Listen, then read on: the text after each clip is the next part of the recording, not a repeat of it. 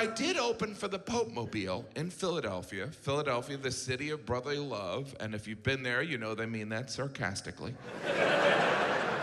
I love Philly, but saying Philadelphia is the city of brotherly love is a little bit like saying Syria, a place for peace.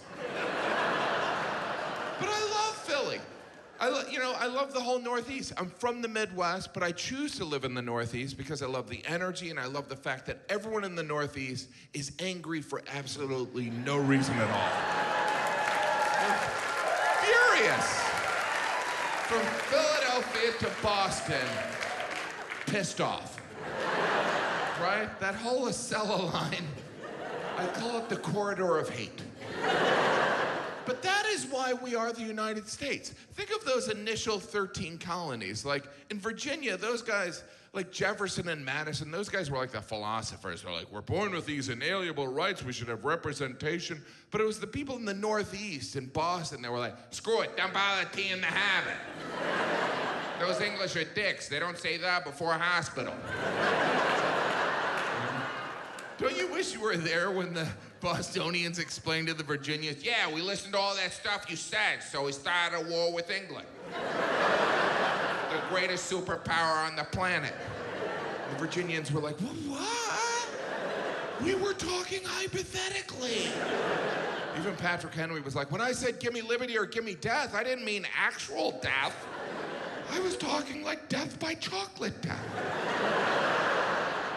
But so I was in Philadelphia for the event at the sound check, and they had constructed this huge amphitheater next to the Ben Franklin Parkway, which is a highway, and the amphitheater was empty. And I was up there doing the sound check, and I looked on the highway, and it was already filled with 1 million people. And I looked at those people, and I thought, wow, 1 million people that don't want to see me do stand-up comedy. Because they were all there to see the Pope, and not one of those 1 million people was thinking, I hope the Pope has a comedian open for him.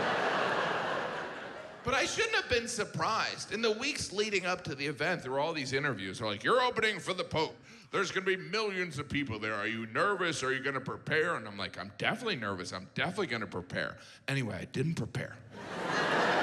So I was on stage at the sound check looking at those 1 million people, and I thought, I gotta come up with some Philadelphia jokes. But what do I know about Philadelphia? I know cheesesteaks, Liberty Bell, and I just watched this ESPN 30 for 30 documentary about Eagles fans in 1968 throwing snowballs at someone dressed like Santa Claus. That's all I knew. So I went off and I tried to think of some Philadelphia jokes.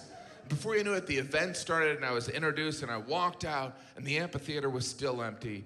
Because the Pope wasn't there and it was a Catholic event, so everyone was at the bar. So I was like, all right, I guess I'm just gonna do my show for no one. So I go, it's good to be here in Philadelphia. And I heard this roar behind me. And it was all the people on the highway. And I was like, all right, I'll play to them. I was like, Philadelphia loves the Pope.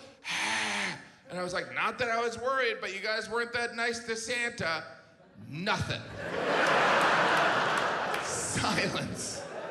And then I heard something that sounded like booing, because it was booing. It wasn't everyone, it was like 10%, so 100,000 people. Booing my Santa joke before they saw their religious leader who was gonna talk to them about mercy. So I did what anyone would do when they're being booed. I acted like I wasn't being booed. I did some jokes about being lazy and food, and I kind of got the crowd back. And I got off stage, disaster averted, and I pulled out my phone and I started checking Twitter and I saw the most angry, hateful tweets I've ever seen. How dare you bring up the Santa incident?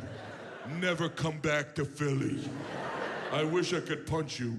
Bring up the Santa incident in Philly is like bring up the Holocaust in Germany. That was an actual tweet. Of course, the difference being that the Holocaust happened and Santa has never existed.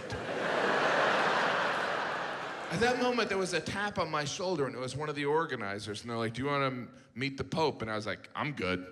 I was like, yeah, of course, I'd love to meet the Pope. So I was put in this room with some of the other performers, and we were lined up, and the Pope came in, and then he started greeting people, and I noticed people that the Pope was meeting, they were saying something to the Pope, and I didn't know what I was going to say to the Pope. And before you knew it, the Pope was right in front of me, and I just said, don't bring up the Santa incident.